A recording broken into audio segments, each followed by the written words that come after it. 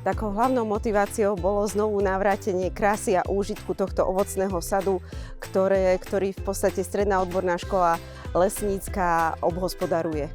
Počas tohto projektu vysádzame jednak ovocné stromy a jednak aj kríky. Z tých ovocných stromov sú to napríklad dule alebo moruša a z tých kríkov sú to napríklad rýbezle, egreše. Dnes nám pri výsadbe pomáha Bruno Jakubec, je to náš odborný garant, ktorý zabezpečil výber vhodných ovocných drevín a rovnako aj tak ich umiestnenie na tejto ploche. Dnes som tu na to, aby som ukázal žiakom, a teda prípadne verejnosti, ktorá sem príde, ako správne vysadiť stromčeky a kríky. A zároveň teda im pri tej príležitosti porozprávam voľačo o živote stromov, o ich pestovaní, o ich výchove, spracovaní a podobne. Dnes sme sa stretli v botanickej záhrade v Banskej Štiavnici.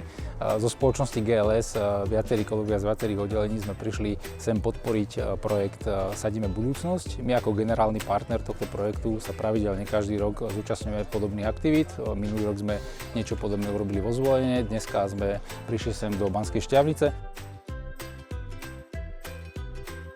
Dnes sme zo Sadíme budúcnosť v Banskej Štiavnici v areáli botanickej záhrady a s výsadbou ďalších stromov a kríkov nám pomáhajú deti zo základných aj stredných škôl.